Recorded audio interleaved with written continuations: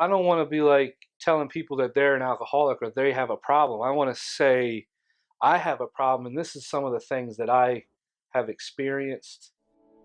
I'm firefighter John McConnell. I started in 2005. I was hired. Was lucky I had good shifts throughout my career. I started at Station 1 Elk Ridge. Now I'm at 9. As most of everyone I work with know that this is the best job in the world. The things that led up to me drinking heavily was just drinking in general. It's something we do. Our schedule dictates that we work 24 hours, and that first day off, I mean, that's our weekend day, and that we get a few of those a week. Then the next day you recover and you go back to work, and then you have another first day off again, and it's game on again.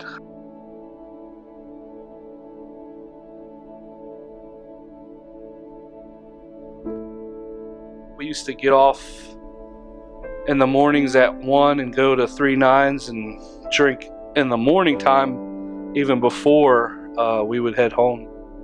I didn't think I was doing anything out of the ordinary. I thought that everybody did this. The way we let off steam, we drink. Some drink more than others. I was one of the people that drank more than others.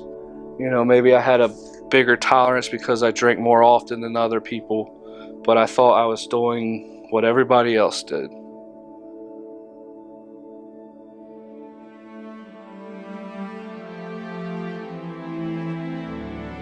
I never thought that things were out of control, but I did think that when I started to hide my drinking, that something was wrong. People were telling me not to drink. I drank too much, and by people I mean my wife, my family. My first day off, I'd go home, I'd take a nap, and then I might have some beers throughout the day, and I didn't think that that was abnormal. But when my wife would come home, I would not drink and act like I hadn't been drinking. I was sabotaging my own family and not even knowing it. Sabotaging my own life. I was jeopardizing my job. I was jeopardizing my home life.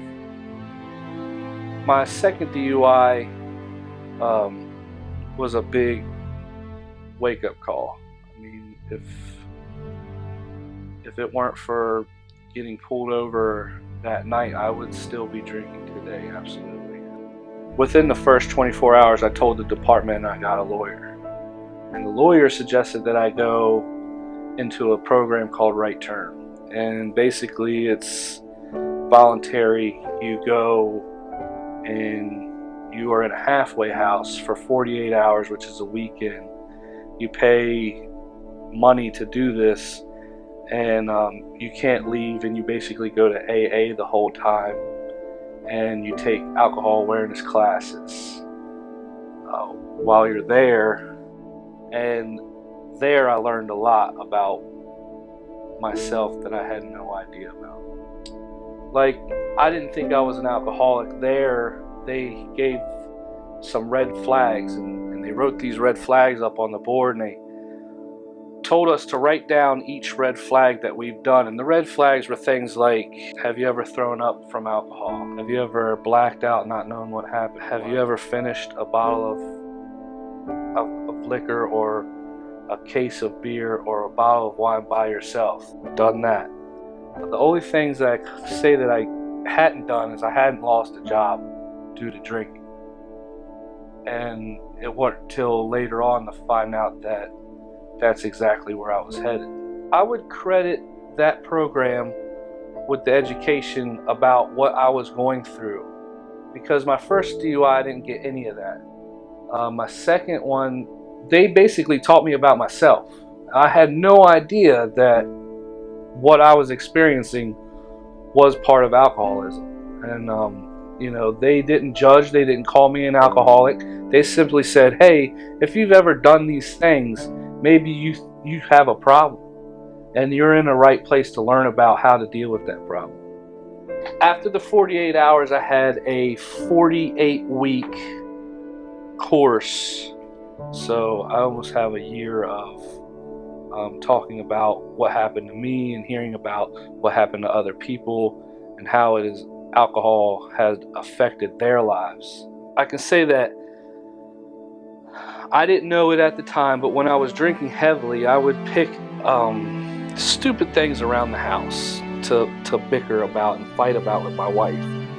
And I didn't know that I was doing it. I honestly thought I had a problem with whatever I was bickering about. Let's say the dishes or money, or I don't know, something was in the wrong place, and I would pick at her until we would have a fight, and that fight was an excuse for me to leave the house and go drink. I had no idea that I was doing it to go drink until after I learned about my alcoholism. That was one way I sabotaged my own family. Another way is that it costs money. I mean, it costs money to go out and drink. I'm the type of guy, if I got it in my pocket, I'm going to spend it with everybody that I know, all my friends. There's one time that I was out and I bought around 33 or 36 shots of Patron for everybody. I mean, that was a lot of money. So it cost me a lot of money to drink. Also, it cost me a lot of money in legal issues after I got caught drinking and driving. I feel my drinking may have affected my coworkers. I almost felt like by me not drinking, I let down my coworkers. I would get people to drink more often because I wanted to drink. I would call them and say, hey, what are you doing tonight? And I'd plant like a little bug in their ear that I'm going out. And then later on that night, when I'm going to get ready to go out, I'm going to call that same person back and say, hey, let's go out and drink. So I think I may have affected people I work with to drink more than they wanted to. I try never to let it affect my work.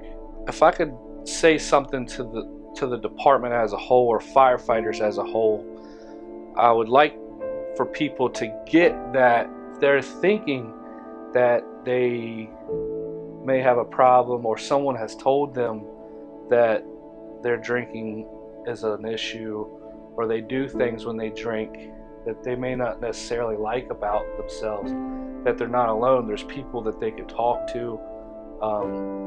I know numerous people in the department that used to drink that don't drink anymore, and it is a huge value to me, being sober for 21 months now, to be able to talk to those people. We're the last people to ask for help, and sometimes I wish that maybe someone had told me their story before I made my own, because I almost lost everything. 96.